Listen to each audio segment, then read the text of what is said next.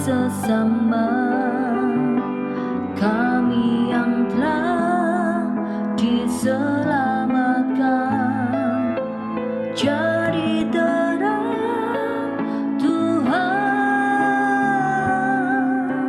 jadikan ku terang-Mu Tuhan, jadi terang bagi sesama kami yang telah diselamatkan, jadi terang Tuhan, bagaikan pelita yang menyala di tengah kegelapan, yang hidup bercahaya di depan semua orang, agar mereka lihat dan memuliakan Allah Bapa di surga.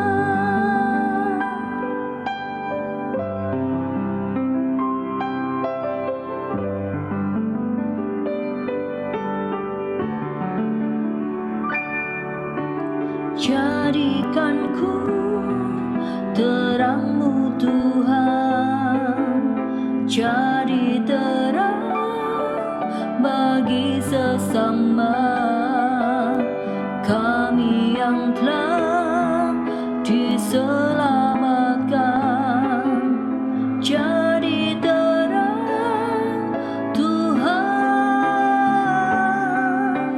jadikan ku terang-Mu Tuhan, jadi terang bagi sesama kami yang telah diselamatkan, jadi terang Tuhan,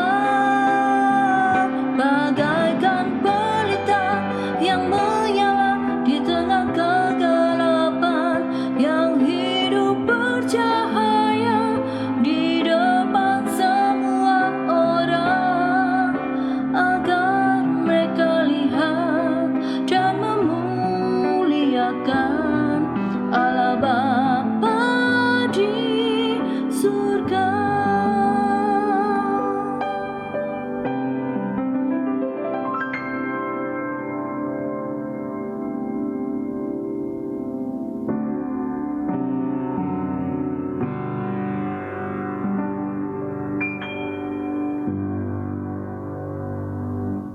Shalom keluarga damai dan sobat Samas.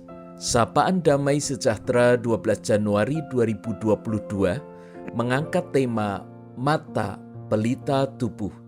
Mari kita mengundang Roh Kudus untuk menerangi hati kita melalui kebenaran firman-Nya. Kita berdoa. Bapa, periksalah kehidupan kami. Bagaimana kami menggunakan mata dan cara pandang kami, agar mata kami tidak menjadi gelap dan hidup kami tidak tersesat. Kami memanjatkan doa ini dalam nama Tuhan Yesus. Amin. Jemaat yang dikasihi Tuhan, bacaan hari ini diambil dari Lukas 11 ayat 33 hingga 36. Tidak seorang pun yang menyalakan pelita lalu meletakkannya di kolong rumah atau di bawah gantang, melainkan di atas kaki dian, supaya semua orang yang masuk dapat melihat cahayanya. Matamu adalah pelita tubuhmu. Jika matamu baik, teranglah seluruh tubuhmu. Tetapi jika matamu jahat, gelaplah tubuhmu. Karena itu perhatikanlah, supaya terang yang ada padamu jangan menjadi kegelapan. Jika seluruh tubuhmu terang, dan tidak ada bagian yang gelap, maka seluruhnya akan terang. Sama seperti apabila pelita menerangi engkau dengan cahayanya. Jemaat yang dikasihi Tuhan, Ibu Eva dan Ibu Elizabeth baru saja mengantar kita memasuki renungan ini dengan pujian "Jadikanku terang-Mu Tuhan".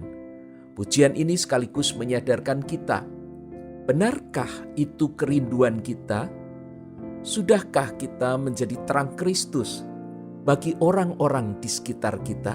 Bagian firman hari ini bukan hanya berbicara tentang fungsi faal organ tubuh, di mana mata menangkap apa saja yang dilihatnya, lalu dengan spontan merespon, tanpa berpikir atau membedakan bagaimana seharusnya merespon dengan benar.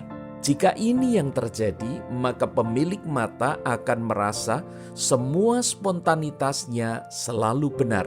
Kalaupun salah, maka stimulus atau sesuatu yang dilihatnya lah yang salah atau membuat dia berbuat salah. Misalnya sebuah objek yang merangsang secara seksual. Ini akan dianggap sebagai penyebab dari pemilik mata terangsang bahkan melakukan tindakan seksual, atau sebuah barang berharga yang tertinggal atau tergeletak sembarangan dianggap sebagai penyebab orang lain mengambil atau mencurinya. Nah, yang lebih parah lagi, benda atau simbol yang memicu diskriminasi akan dianggap sumber provokasi bagi kaum yang fanatik, kaum yang berseberangan. Sobat Samas dan keluarga damai, Tuhan Yesus mengaitkan penggunaan mata dengan pelita. Pelita yang digunakan untuk menerangi ruangan harus diletakkan di tempat yang tinggi dan tidak terhalang. Orang yang menyalakan pelita tidak akan meletakkannya di kolong atau di bawah tempayan, melainkan di atas kaki Dian, sehingga menerangi seluruh ruangan. Tuhan Yesus mau mengingatkan bahwa penggunaan mata bukan hanya tentang mekanisme menangkap objek, tetapi juga mindset yang mempengaruhi cara pandang seseorang. Mindset inilah yang mempengaruhi gelap terangnya mata, seperti letak pelita yang mempengaruhi optimalitas cahaya dalam menerangi ruangan itu. Dalam contoh tentang objek yang merangsang secara seksual tadi, bagi orang yang berprinsip bahwa hal itu tidak seharusnya dilihat, maka dia akan segera mengalihkan pandangannya, bahkan menghapus memori buruk yang bisa mengganggunya, atau melihat barang berharga yang tergeletak tanpa pemilik. Maka seorang yang memiliki empati akan membayangkan bahwa sang pemilik sedang mencari barang berharganya, sehingga dia akan berusaha membantu untuk menemukan sang pemilik. Terang itu bisa menjadi gelap. Karena itu di ayat 35 Tuhan Yesus mengingatkan, perhatikanlah supaya terang yang ada padamu jangan menjadi kegelapan. Jika ada benda lain yang menghalangi pelita tadi, mungkin perlu disingkirkan, atau letak pelita itu perlu dipindah ke tempat yang lebih tinggi. Demikian pula dengan cara pandang kita.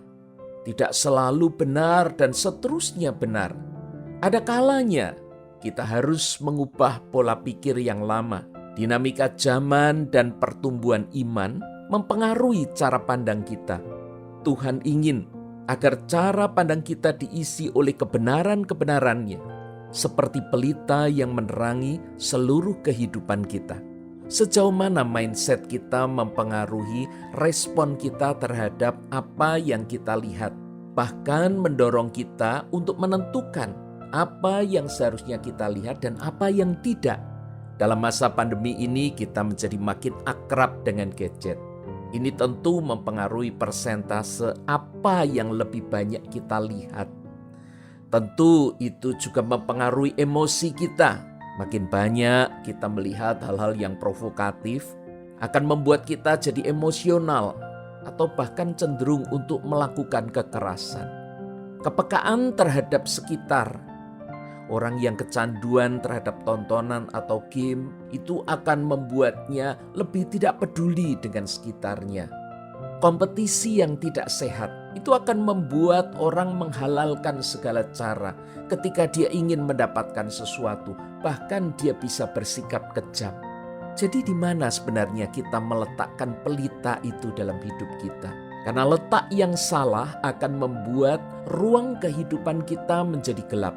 Apakah cara pandang kita lebih banyak diisi kebenaran Allah atau dikuasai kegelapan sehingga makin akrab dengan dosa? Mari kita berdoa memohon pimpinan Tuhan.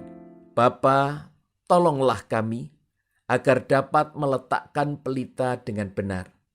Jika selama ini mata kami gelap, koreksilah cara pandang kami. Terangilah kami dengan kebenaran-Mu, agar kami dapat bercahaya dan menerangi sekitar kami. Dalam Kristus kami memohon. Amin. Sobat Samas dan keluarga damai, selamat meletakkan pelita di tempat yang tepat, agar pelita itu dapat menerangi seluruh ruangan. Tuhan memberkati.